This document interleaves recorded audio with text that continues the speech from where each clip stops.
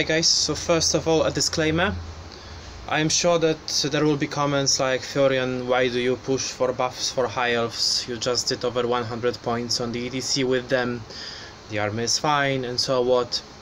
So I have three things to say about that. First of all, the army is shit. It is at the bottom of the power level distribution together with Sauron Ancients, and that is documented by a long history of low results, including the recent ETC. Second thing, the changes I propose bring down the cost of my ETC roster by about 60-70 points, which is about 1 spearman and half an eagle, or in other terms something about 1%. So I don't think 1% will really break the army.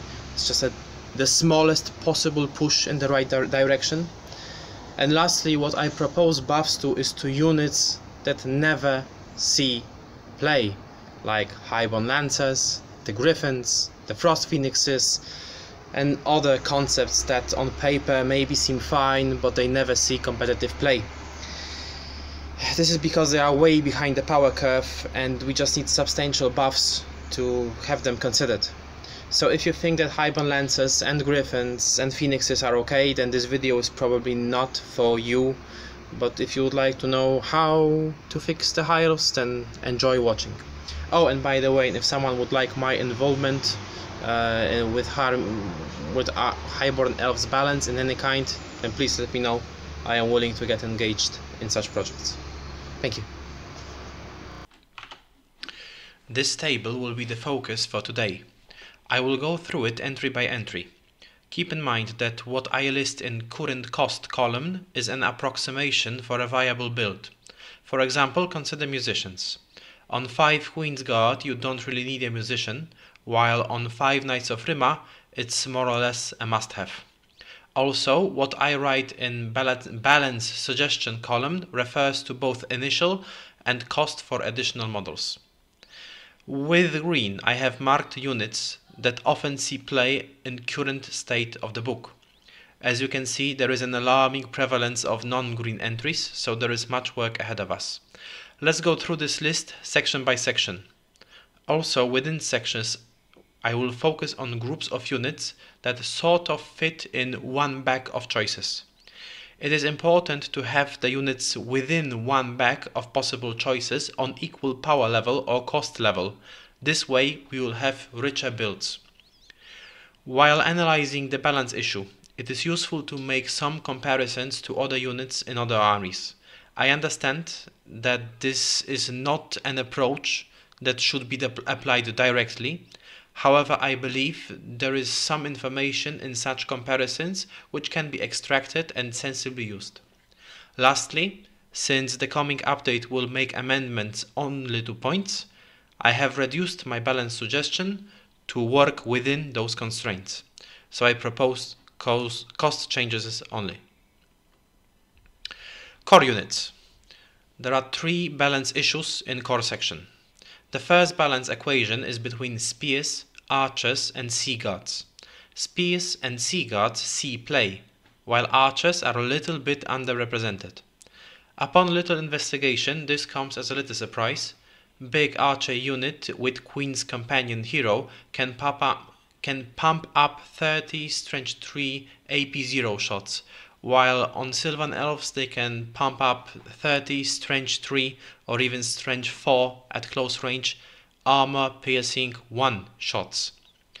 Also, the built-in quick to fire on Sylvan Elves means that small units of archers see more play in Sylvan Elves than in Highborn Elves. The difference of additional point of armor piercing and extra point of strength is a massive difference in power level. It is true that Highborn Elves can also complement their shooting with bolt throwers, pyromancy magic and sky scloops. So given proper target selection, the differences on this armor piercing may fade a little bit.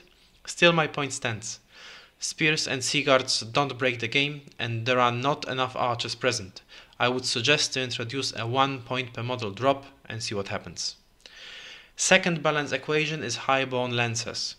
This is a unit that currently is the worst heavy cavalry in the game. Now you can have 20 spearmen for cost of 5 highborn lancers. That's 20 attacks versus 5. That's 20 bodies on steadfast and some static resolution versus nothing. Highborn lancers can't hit really hard.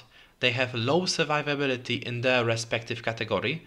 Both Empire Knights and Bretonnia Knights do it way better in both considerations.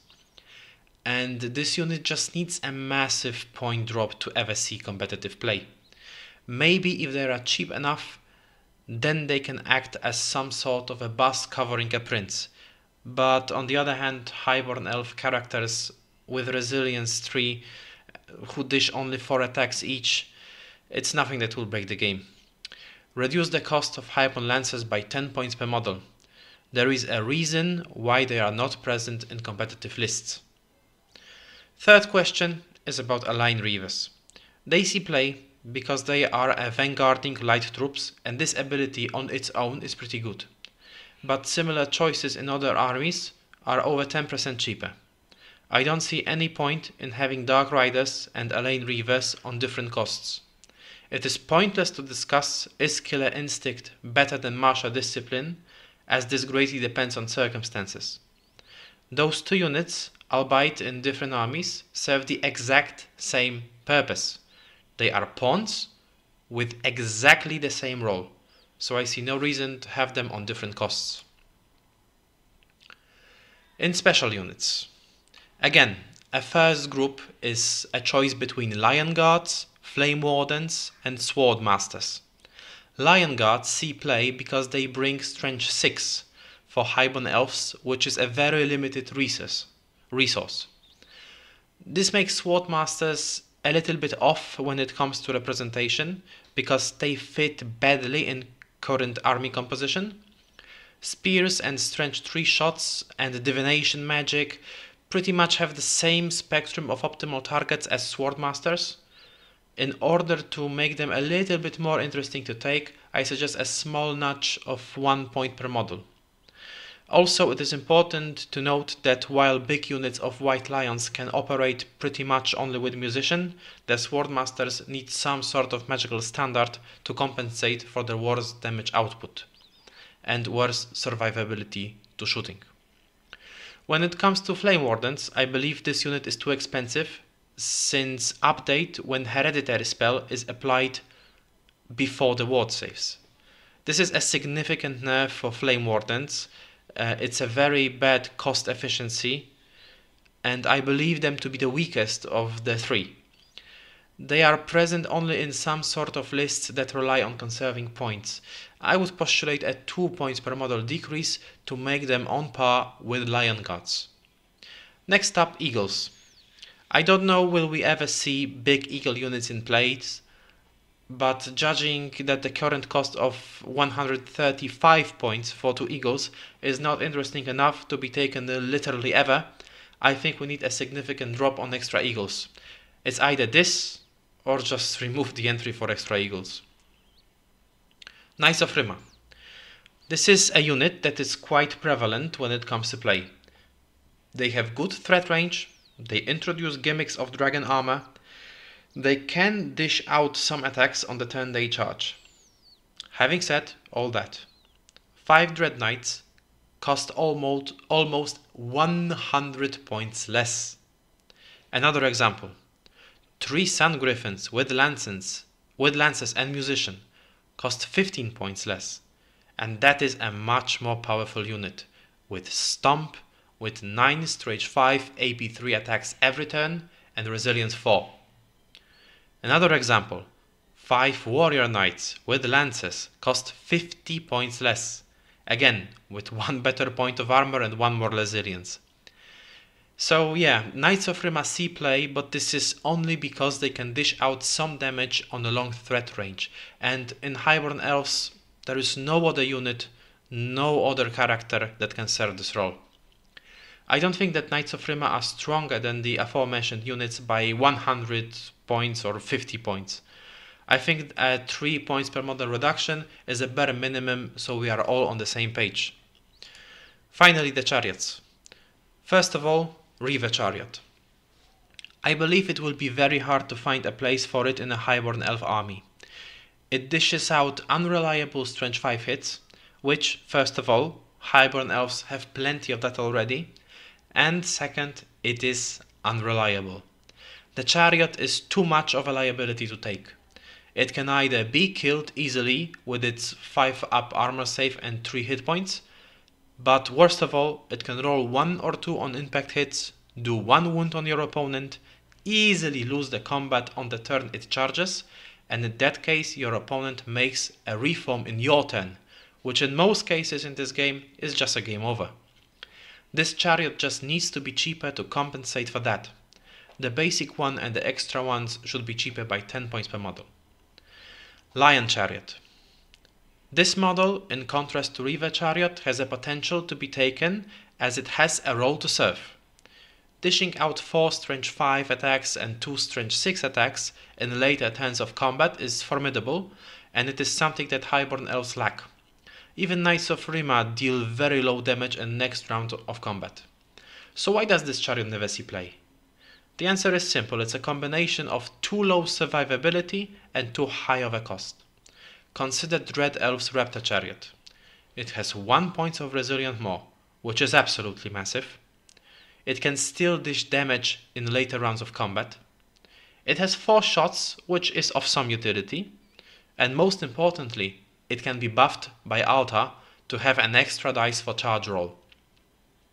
1 point of movement speed on Chariot is good, but it's not a game breaker, since it is your opponent who will usually position himself and either allow you to have a charge on a roll of 11 or 12. Also, chariots are the units that charge in this game most often, because there is very little loss when the charge is failed. Having moved 5 inches while your advance movement is 7 or 8 is a negligible punishment. So as to balance suggestions, I don't think that the 30 points of a drop will make them on par with Raptor Chariots. Raptor Chariots will still be better, but as said at the beginning of the video, I aim for smallest sensible point drops in order to make the army playable. Also, I believe the Raptor Chariots cost should go up by 10 or 15 points, so with this assumption in mind, I think 30 points decrease will make them a decent alternative for more aggressive rosters. Queen's Bows. Let's consider big and small units of Queen's Guard. The problem with Queen's Guard is that they have a joint target range with core archers and sea guards. In short, they shoot at Gortak with same efficiency and shoot at Steam Tank with same inefficiency. Queen's Guard are even less resilient to breath weapons and magic missiles, and that is because each body just costs more points per model. Small units maybe have a little bit more allure, but it's a double-edged sword, because you are more susceptible to panic checks, which forces your positioning, and on some scenarios like Capture the Flags, you are better off with not having them in your roster. As far as I can understand the game, the Queen's Guard will see more play when someone decides that it is better to have Highborn Lancers in core and Queen's Guard as firing unit, rather than having archers in core and having Knights of Rima as cavalry. In order to obtain that, I believe that Queen's Guard are a little bit too expensive, so I suggest a 2 points per model reduction. Next, my favorite, the Grey Watchers. To be honest, this unit's design is so bizarre that I don't think that it will ever see play. They would need some change to their silly rule, like maybe they can shoot into combat or something, but that's a discussion for another time. Right now, I don't think we can help this unit with points, but it doesn't mean that we shouldn't try. So I would suggest a 5 points per model drop, which will make them roughly a cost of a small Queen's Guard unit. At least it's a move in the right direction. Will it be fruitful? I don't know. Naval Ordnance. This is a short section to consider. Boat trawlers are okay, and sky sloops are too expensive for what they bring. With Warriors of the Gods, there came Shrines and 2d6 magic missiles, which boat trawlers defend better against due to greater range. And also, if you lose a boat trawler, you lose 180 points, not 265 points. And as mentioned before, due to positioning, the survivability of the Sky Sloop is lower than that of a bolt thrower. When it comes to potential to deal impact hits, it's not that important, because in that case you don't dish out your shots, so it's a lost value in some kind. Also, it has exactly the same problem as Riva Chariot.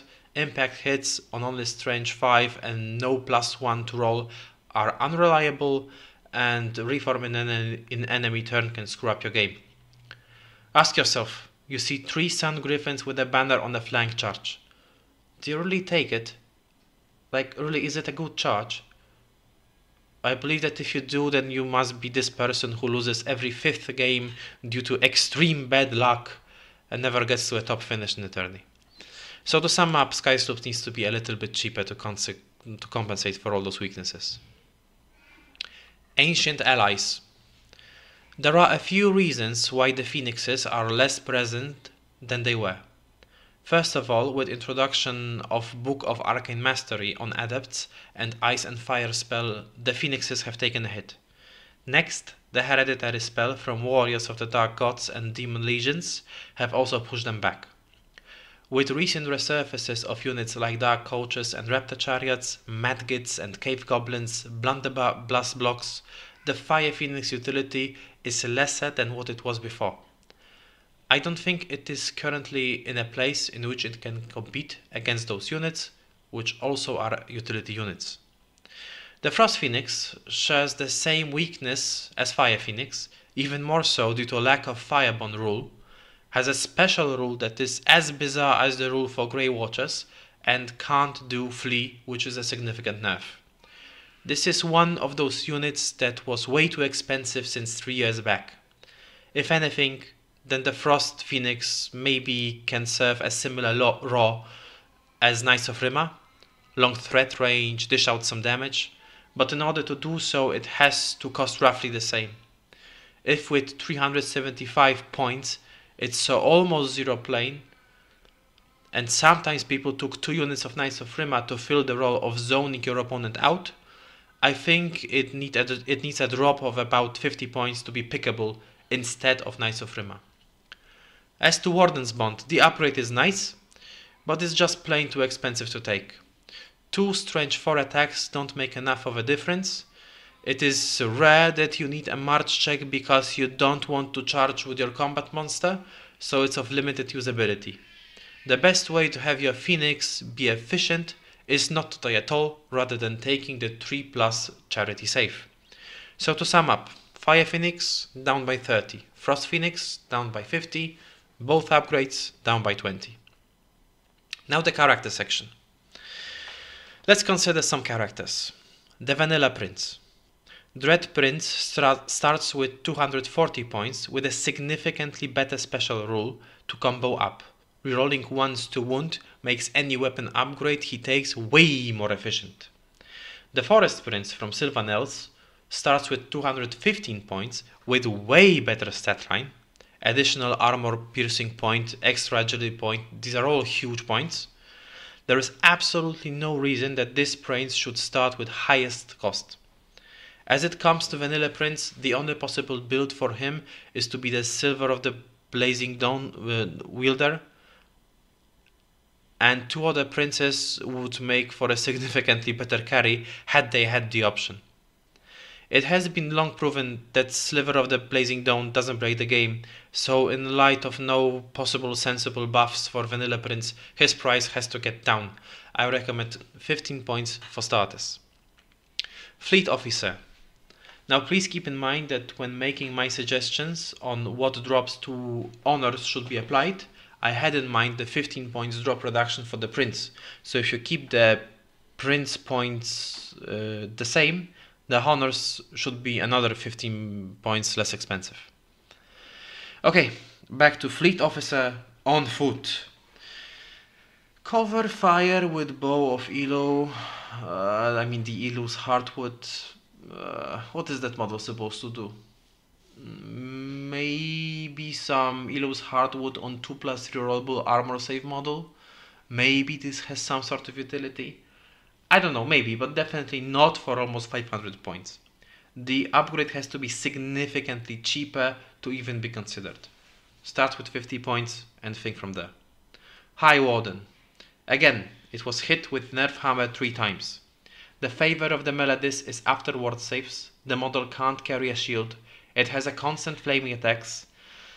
I'm just not buying it.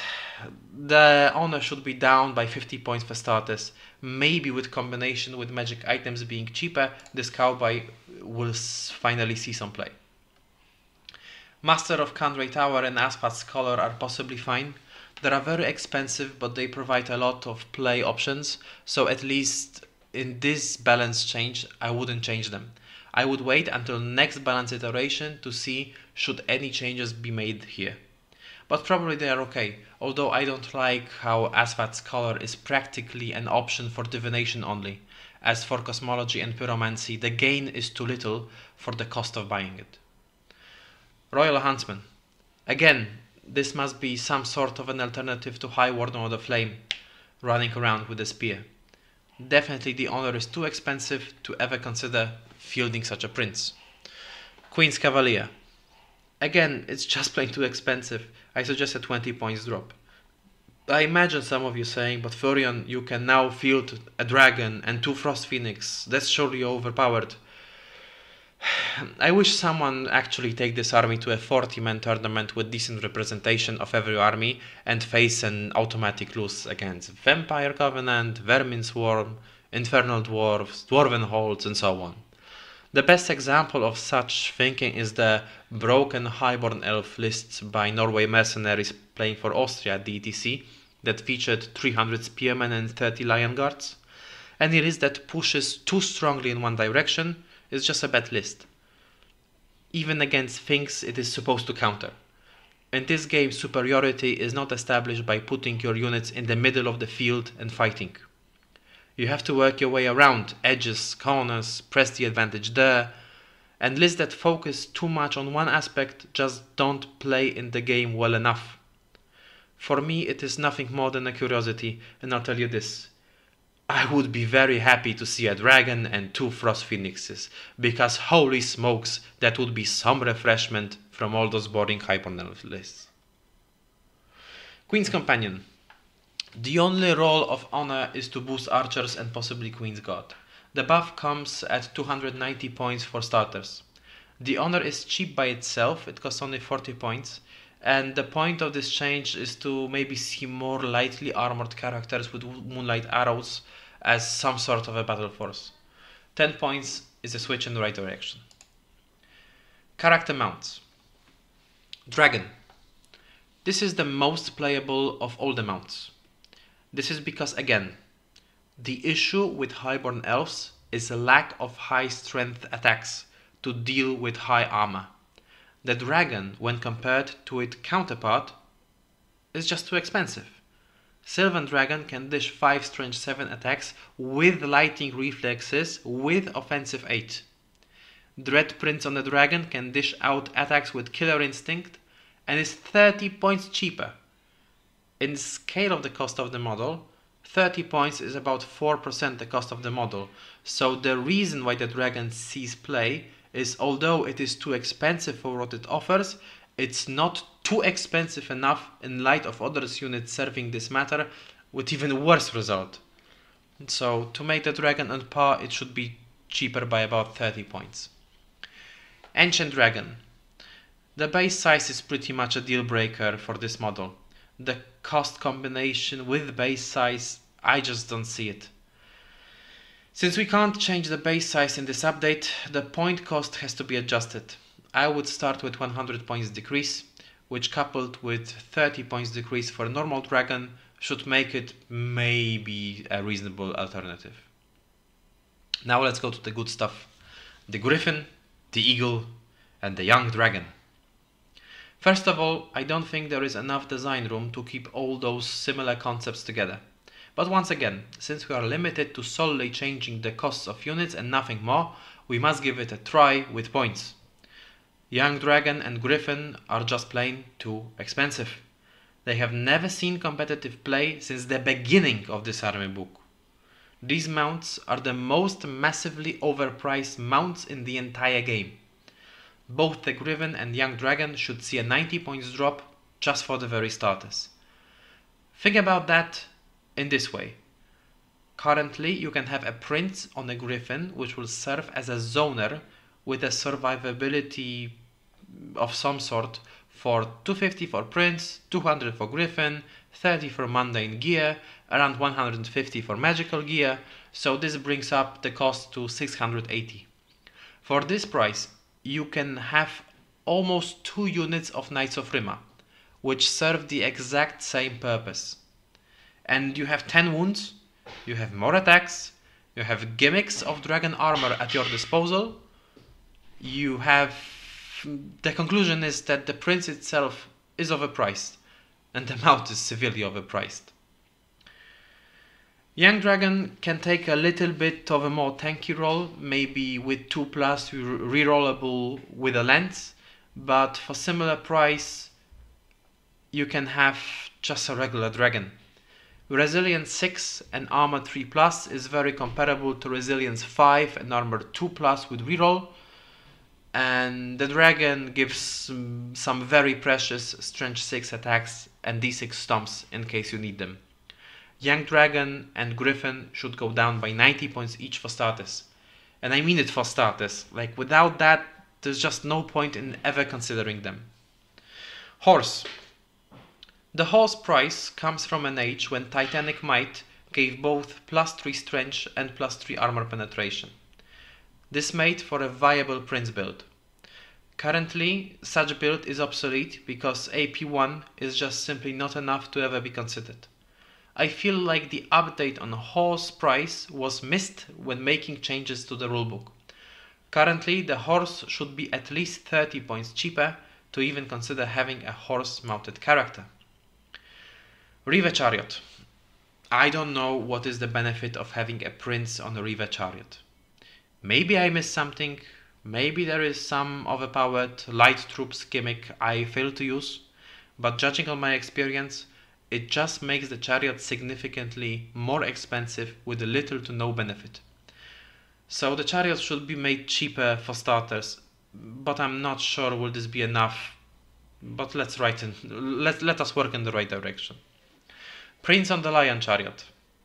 Currently it comes around 600 points, and any other army that can field reasonable chariots, that is Dreadlust, Beastherds and Empire, can do it for less points with greater benefit. However, I propose the mount to be just 20 points cheaper, because in what I suggest it will be cheaper anyway with Prince price reduction of Royal Huntsman honor. So it's better to take a small step at it first. Fleet Officer on a Sky Sloop. Now we are talking heavy trucks. 750 points for a flying chariot. That is worth either 350 points of shooting. I said 350 because it's slightly better than 250 points you should pay for a Sky Sloop. Or it's like 400 points of fighting when it finds. So, but I don't think it's even valued as that much. The utilities of Prince on Sky Sloop are mutually exclusive. Therefore the price tag should represent that. You will never simultaneously fight and shoot with this guy. So currently the cost only represents what happens when you mix cocaine with amphetamine and with funny fungi. Finally, we get to Order of the Fiery Heart Mages. Young Dragon, as said before, just too expensive. The dragon, if you decide to take it to your roster, is by definition a centerpiece of your army.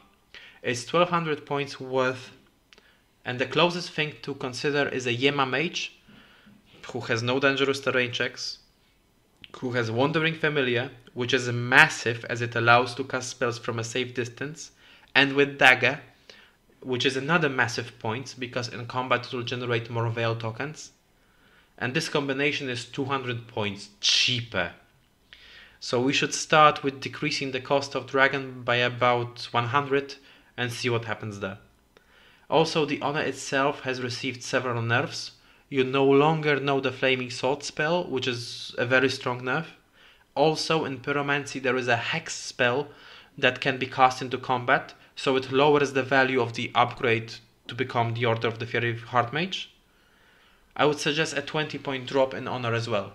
Finally, a mage under normal Wizard Master should receive a a dragon under normal Wizard Master should receive a 50 points drop for the very same reason.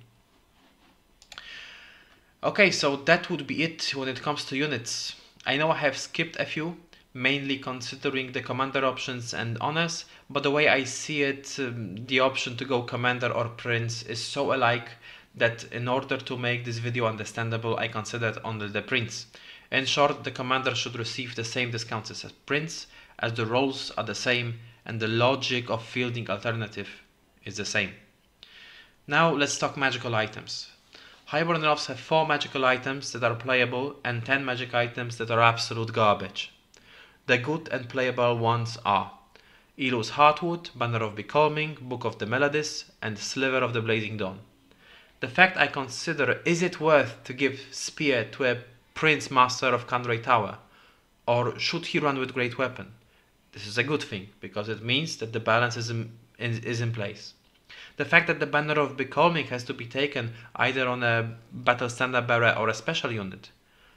And this way I consider, should I go Elu's Heartwood or Becalming? It's again a very good thing.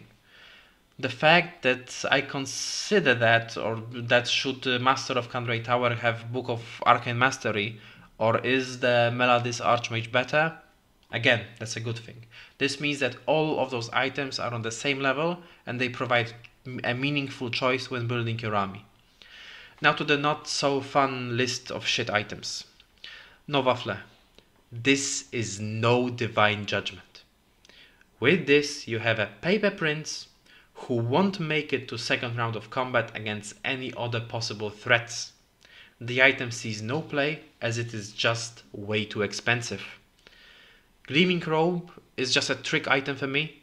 Destiny's Call is 70 points for 4 up and 4 up, which is probably better against chaff attacks rather than 3+. The item is just too expensive. Protection of Dorak. This is an item for on-foot characters, but the on-foot characters are too expensive and you can't kit them enough to have some survivability and some damage.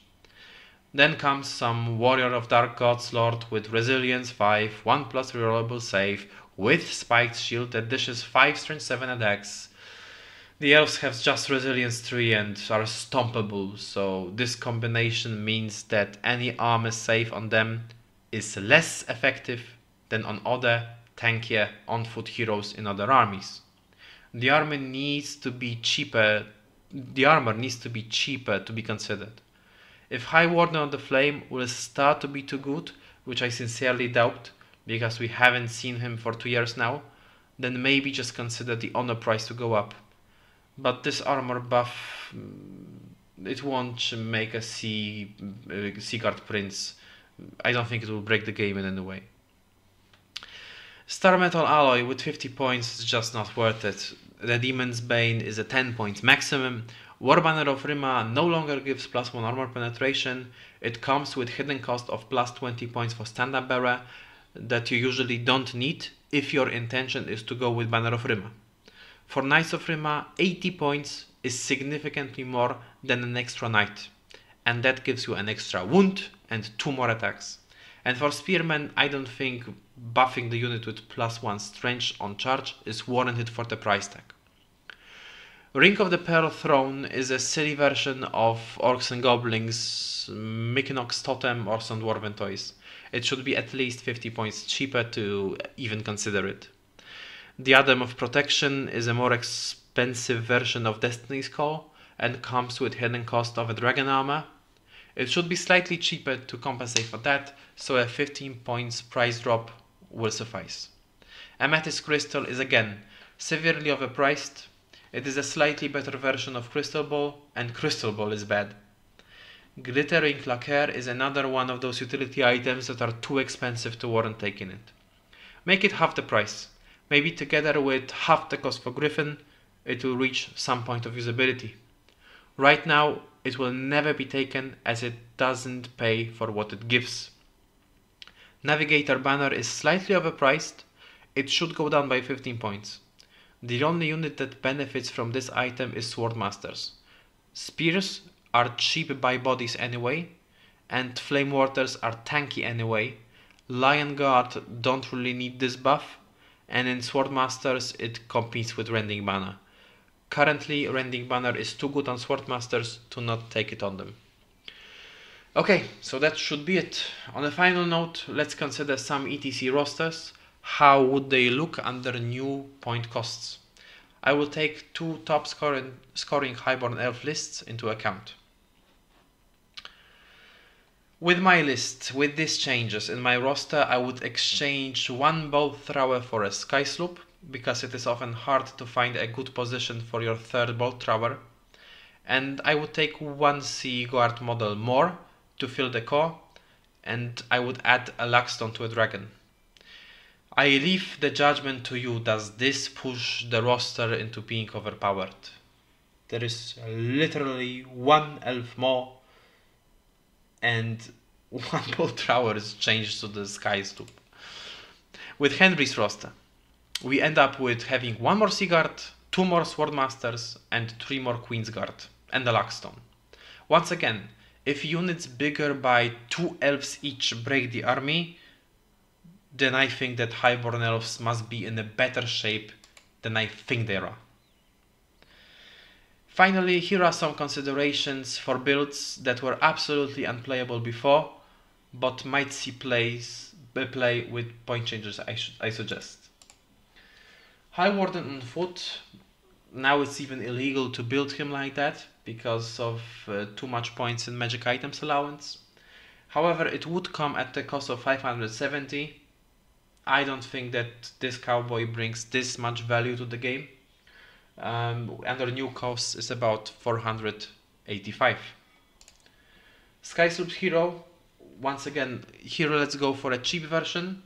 So it's supposed to be a better Sky Sloop, which must be reflected in cost, and it must be a meaningful choice to think: would you like 2 normal Sky Sloops or would you like 1 buffed one? So the old cost would come at 585. Another new cost, it is 425, which I think is pretty close. And finally, the Griffon Prince. So he has to be comparable to 5 Knights of Rima with his zoning range. Now the cost is 615 points, which is an absolute deal breaker. No one will ever consider taking him. And with suggested changes, it is 100 points more than a unit of Knights of Rima. It comes at 470, and maybe I would consider having him in my list. Thank you very much for watching. This video is a little bit long, but it's not my fault because Highborn Elves are shit and there was many things that needed to be said. Thank you and bye.